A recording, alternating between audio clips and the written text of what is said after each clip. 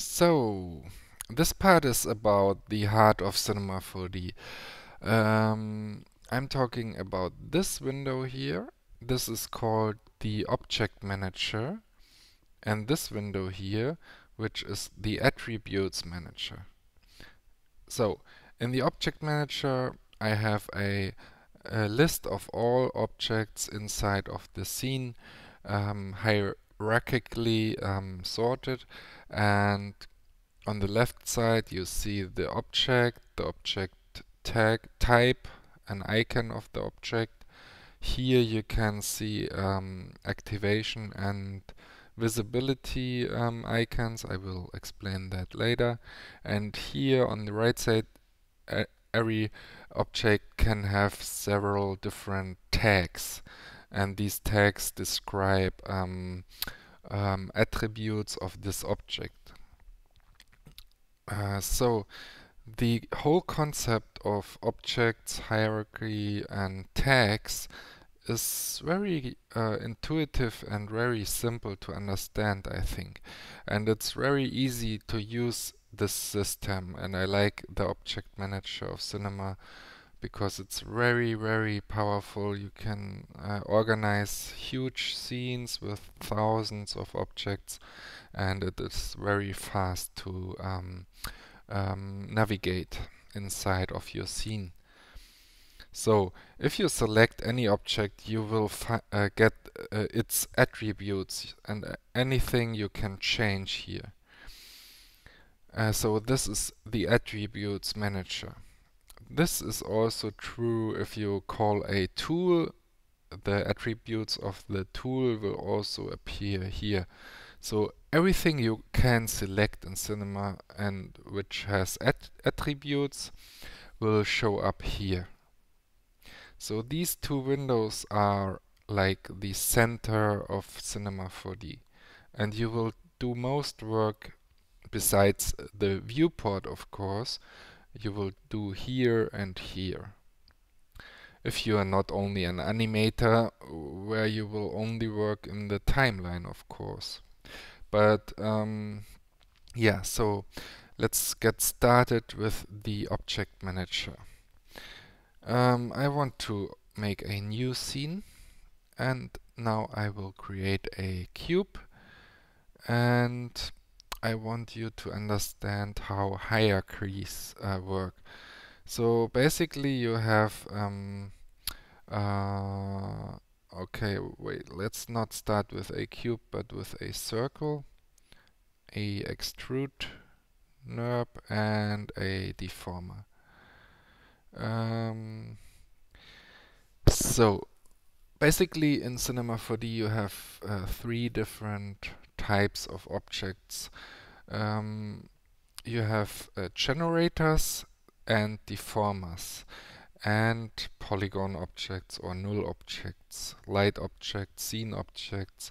But basically you have to know about the hierarchies, that generators are always parented to splines, for example. If you parent a spline to a extrude, or opposite, I don't know how to express it. So I put the spline beneath the extrude knob, it will generate geometry. Now that's wrong direction, so I will make this direction. So this is how the hierarchy for NURBS objects is. If you use the sweep NURB, it is different. If you have a spline and a sweep NURB and you parent it, nothing will happen. You need a second spline as a profile, and the profile goes into here. And now you have a sweep. So sweep NURB, profile spline, and a path spline. So this is how it works. If you copy and paste this path, you will get a rail spline. So if you move this spline, this is now acting as a rail spline. So if you move this object, you can edit the contour of one side here. There's many options in the sweep knob, and you can edit many stuff. You can have scale parameter and scale by a spline. Also, you can rotate around the profile. So many options here. The second type of objects is the deformers. Deformers have to be either way in as a child of a polygon object. So if you have a cube with many segments and you put a deformer under the cube, then the deformer has effect on this object. Also, you can group a deformer and a polygon object under a null object, and this will also make the cube work with the deformer. This is very handy if you want to deform many objects with just one deformer. So you can copy and paste the cube, and now you have 2 cubes or 3 cubes or 4 cubes. Oops. Now you have 5 cubes that are all deformed by one deformer. So this is how hierarchies work. Of course, if you move the parent, the child will move also.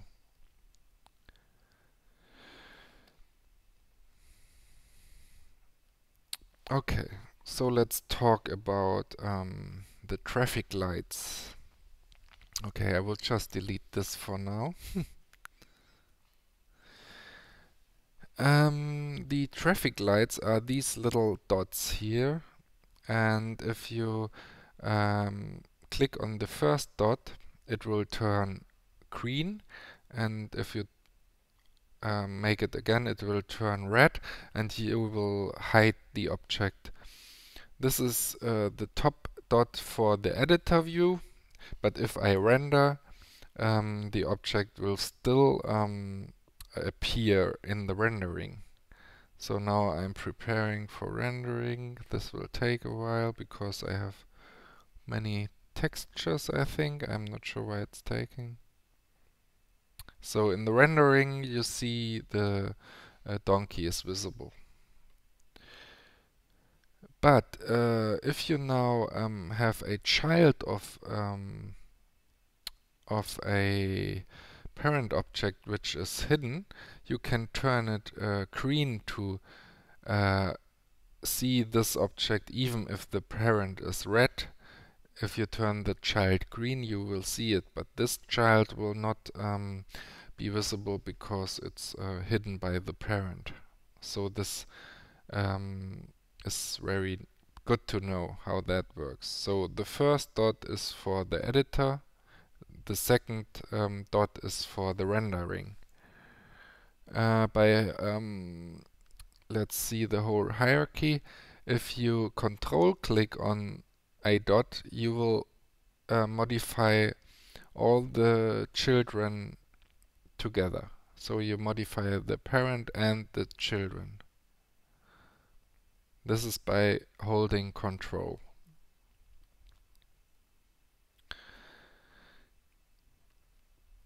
Also, you can say the donkey should be the parent, the home object of this manager. So you can right click and say set as root, and now you will have a path here, and this will tell you that Now in this manager is only visible the children of donkey all. So I don't have the whole list. If I want go up a hierarchy, I hit here this arrow, and now I'm again in this whole complete list.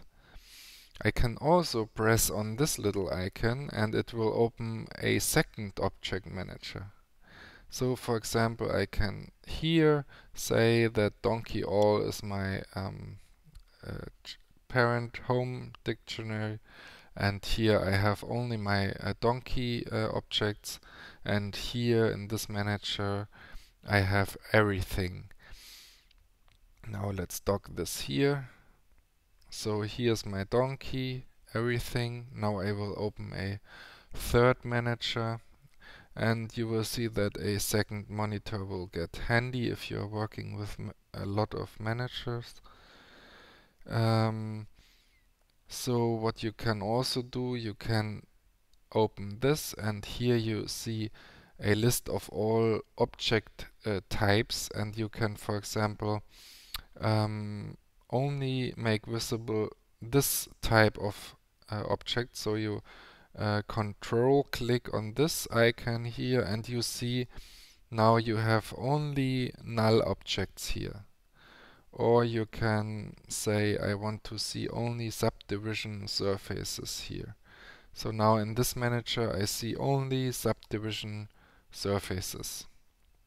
This is very handy if you want to activate or deactivate all subdivision surfaces at once. You can just right click on subdivision surfaces and select all, and now you can access the parameters here and disable all subdivision surfaces. Or you can say select all light and disable all light, and now the scene is not lit anymore.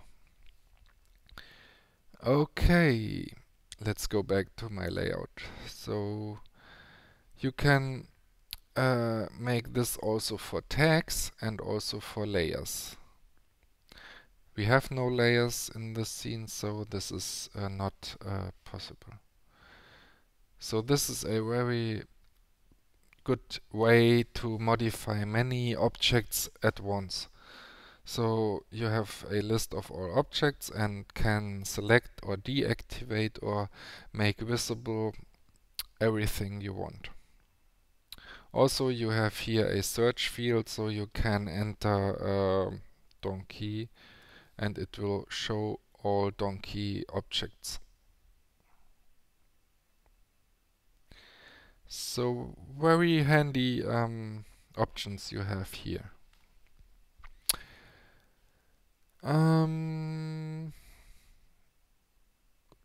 One thing I want to mention is how you can copy and paste objects in Cinema 4D. If you have a object, you can either drag and drop it by holding Control in the Object Manager. You can also have multiple selected and drag and drop them. But you can also make the same thing in the viewport, so you can drag and copy them by holding Control in the viewport. This is a very easy way to copy objects, or also hierarchies. You can group the whole object list and copy the hierarchy.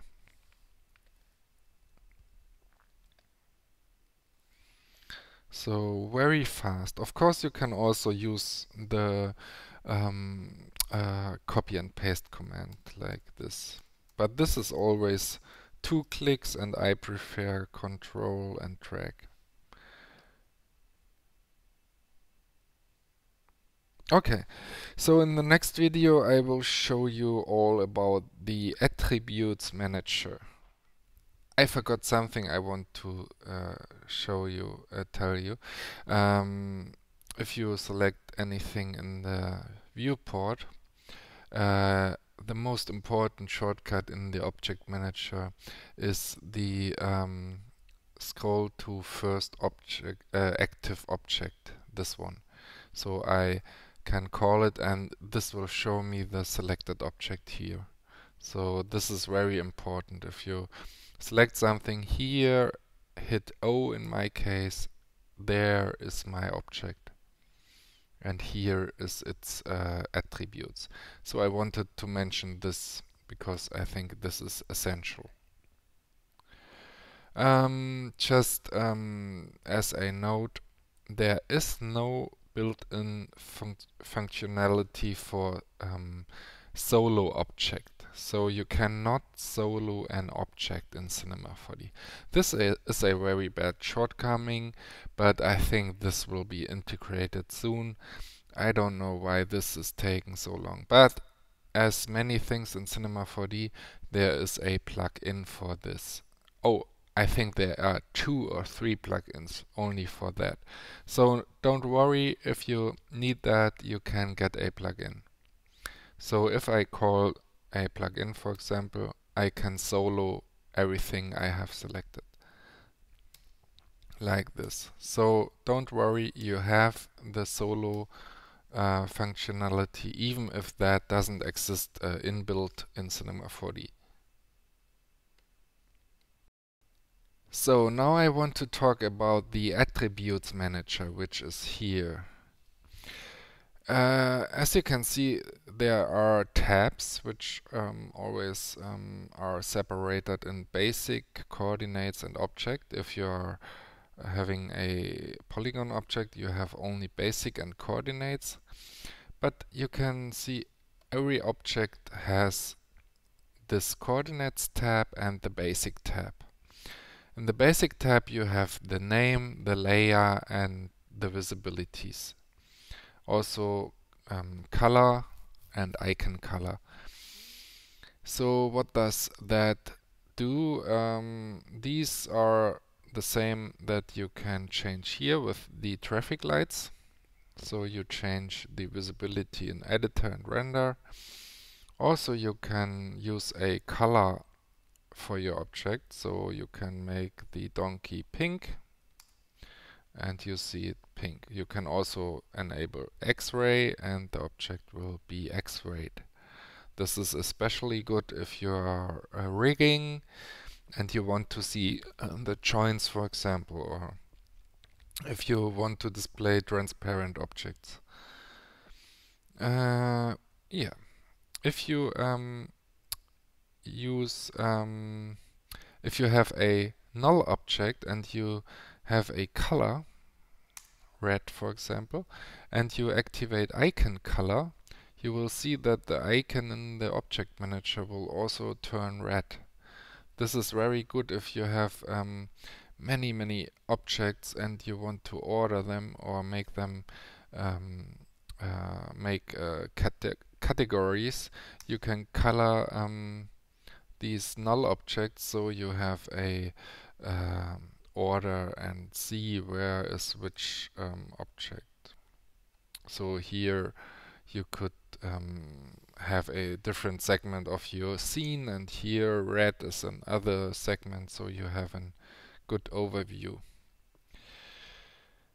The coordinates tab shows you the position, scale, and rotation coordinates. Also, you can change the rotation order here, and you can use freeze transformations, which is especially important for rigging.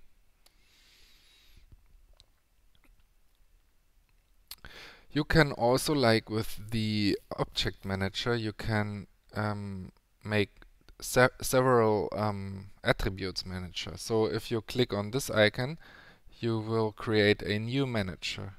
And this manager now is locked. As you can see, this icon here is locked. So if I select a different object, this manager will always keep the attributes of the object you had selected. So this is also very handy. Also, you have here under mode different attributes modes. So object mode is if you select a object, the attributes will appear here. Tag mode is only attributes of tags. So now I don't have any tag selected, so I don't see anything. But if I select this tag, this lock is still there. So if I select this tag, I will see here the attributes of this tag. I also have the attributes here because I have no locked mode here. So I lock mode here for object. This is this icon, and here I lock the mode for tag. Now I will always see object parameters here and tag parameters here. So this is quite handy. So you can have different parameters separately. Also, you can make a different attribute manager just for tool. So now you will have only tool attributes here in this attributes manager. So if I go to the bridge tool, I will have the options for bridge. If I go to rotate tool, I will have rotate parameters options. But here I still have my coordinates. So this is how I also set up my layout. I have here different attributes managers, and every manager has different types of attributes. As you can see here, the attribute type is locked.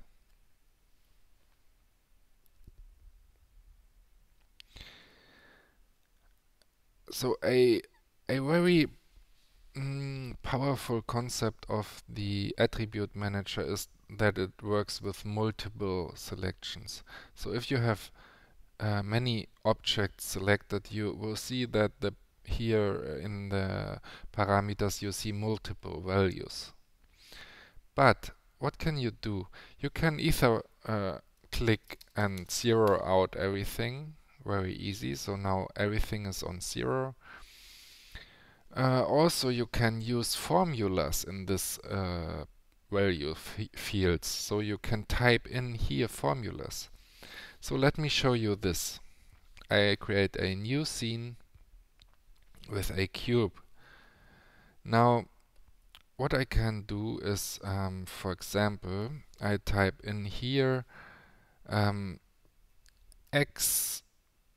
Yeah, let's first make more cubes. So I have 3 cubes, and now I can select them, and now I can let's say this one is taller, and this one also.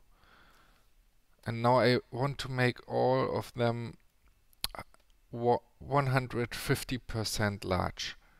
So I can type into here x times 1.5.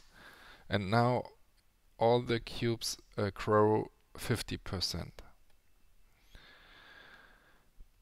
Yeah, so also you can, if you have here many decimal values and you don't want to have decimal values, you can also type in, for example, trunk, not drunk, but trunk. I don't know how to pronounce that. And x is always the value that is each value of each selected object. So now I have only whole numbers as values, and I don't have the decimal values anymore. Also, you can use random function. So if I type in random 10, this means now I get random values between 0 and 10. But now they are all the same, so I can add say like x times random 2. Now I have random scales for Y. Okay. Another one I like to use is the num value. So I take this cube and copy it like 10, 20 times, many times. I copy it, select these, copy, many. Now I have 160 cubes. I select all, and now I can go and say in Z direction num times 200. Push. And now I have a row of all cubes, and each cube is 200 units ahead. So this is a very effective way of arranging objects. If you type in num, that means the index of the selected objects. If I have 100 objects selected, the first value of num would be 1 and the last value would be 100. So it's like the index of the object. Now, now that is the num functions, very good. I can also now go to the size here, and let's say num times 100, and now I get this. Very cool. Whoo, many cubes. So this is a way to modify the values here. You can also convert units here. So as you can see, I have centimeters as my units, but I can also type in 40 inch IN, and this will be converted to centimeters. So I can also type in 40 inch plus 35 centimeters minus 50 millimeters, and this will calculate the value in centimeters. Very powerful. You can also make crazy cosinus, sinus, p. You have a lot of functions which are explained in the help. So I cannot show you the help right now because I don't have it installed. Okay, so converting units using functions, formulas, and yeah, that's about it, I think, for the attributes manager. There's many more to know, but I think, okay, maybe I should mention the user data, because this is a very important aspect for rigging. So every object can have user data. So if you add user data, you can say here, this is my data, and you can type in which type of data and which interface type.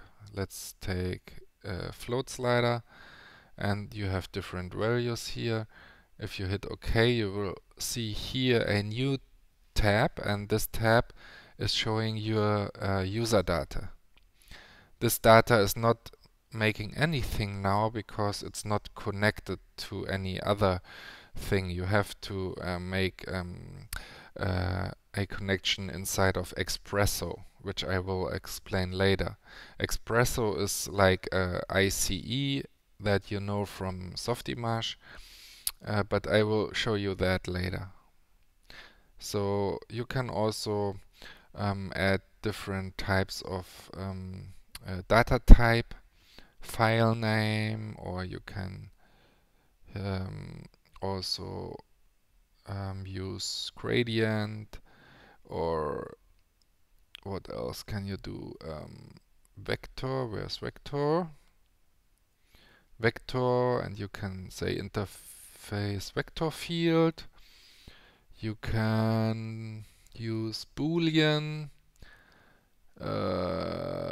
or color, many different data types. So now you see I have a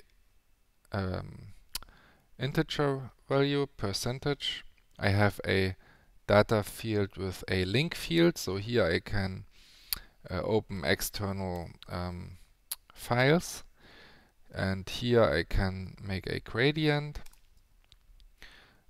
and here I have a vector field, a Boolean field, and a color field. And all these data I can access, read out with Expresso and make calculations, and this is especially for rigs and animation. And also you can drag these to the HUD. Let's activate the HUD, and you see here now I can edit these values inside of the HUD in the viewport. But I will talk about the HUD later. Okay, so I think this was it for now, and I will keep going with the layer manager in the next video.